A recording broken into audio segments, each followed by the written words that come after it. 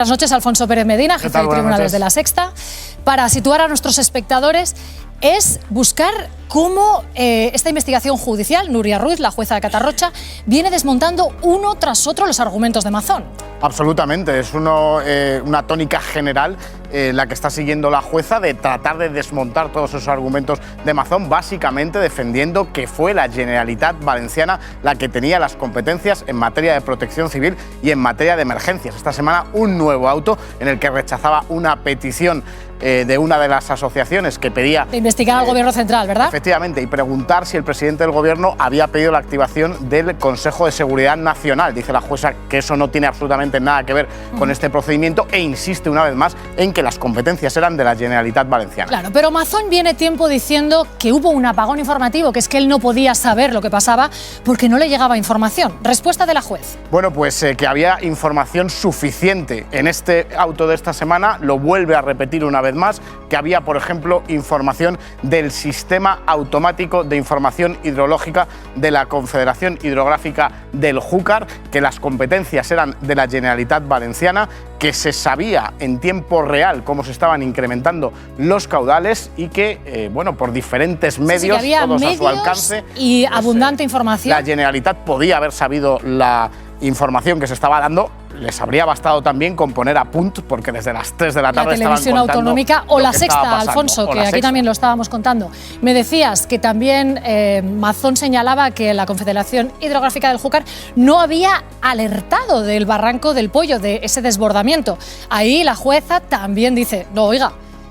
Y esto sorprende efectivamente porque esa información es automática, es el Sistema Automático de Información Hidrológica. A través de su página web, accesible para cualquier persona, se iban actualizando los datos, no solo del barranco del Pollo, de todos los caudales. A las 3 de la tarde ya se estaba informando de que el río Magro se habría desbordado en Utiel y esos datos estaban llegando al CECOPI. Además, en ese edificio del CECOPI, en el municipio de La Eliana, también estaba el 112 y a partir de esa mañana, de las 12 de la 1, las llamadas al 112 fueron constantes de situaciones en las que se estaba advirtiendo de que había casas que estaban sufriendo desbordamientos, que se estaban inundando y había situaciones de emergencia que había que atender. Por tanto, por lo que me estás contando, ya son 3 los argumentos que quedan completamente desmontados por la jueza de Catarrocha. Le dice a Mazón, no, era competencia de la Generalitat, no del Gobierno Central.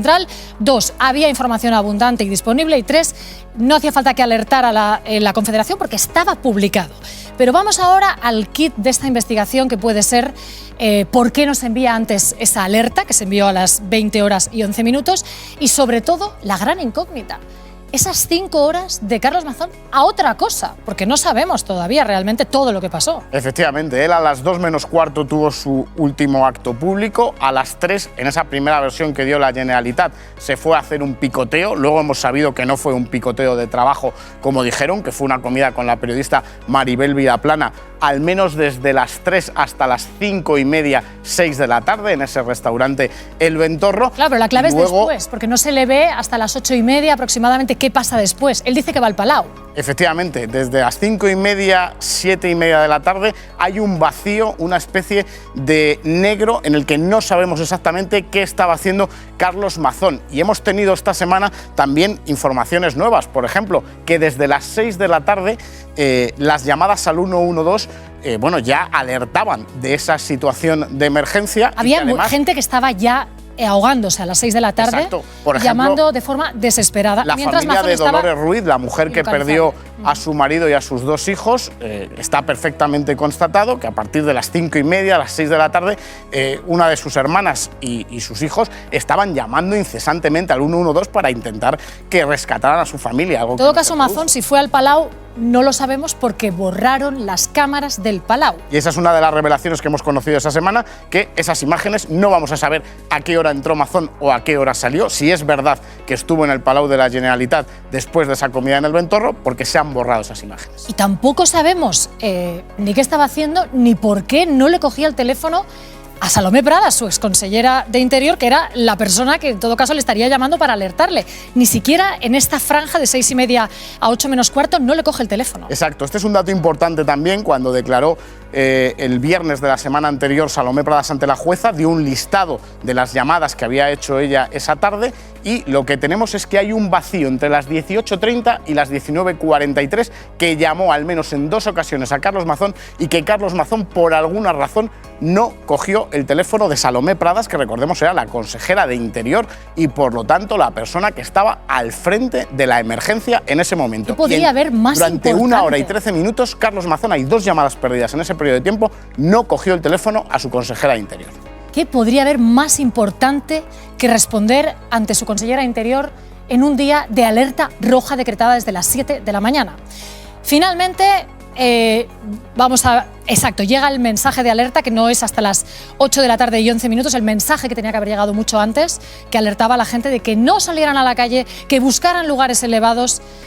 Pero Carlos Mazón todavía no había llegado al CECOPI. Claro, Carlos Mazón llegó a las 8:28 según su versión. Esa es la versión que ella le ha dado a la jueza y, habría que constatar que efectivamente llegó a esa hora, pero tenemos la foto lo que está investigando la jueza, evidentemente, es si fue precisamente esa incomparecencia de Carlos Mazón lo que provocó que esa llamada se hiciera tan tarde a las 8:11 cuando ya muchísima gente se había ahogado. Ese mensaje que llegara tan tarde. Y por eso vamos con la última clave, que es fundamental, que hemos conocido esta semana, es esta llamada. Una llamada 1 minuto antes de que se emitiera la alerta entre Salomé Pradas, la responsable de Interior y de la emergencia, y Carlos Mazón, 1 minuto antes. Exacto, lo sabemos por el listado de llamadas de Salomé Pradas. Fue una llamada entrante de Mazón a Pradas, es decir, fue el presidente de la Generalitat el que llamó a Salomé Pradas. Hablaron justo 1 minuto y claro, es fundamental saber de qué hablaron, porque lo normal es que hablaran de ese mensaje que se mandó 1 minuto después. Claro. Y la clave es esa. Estaban esperando al ok de Mazón,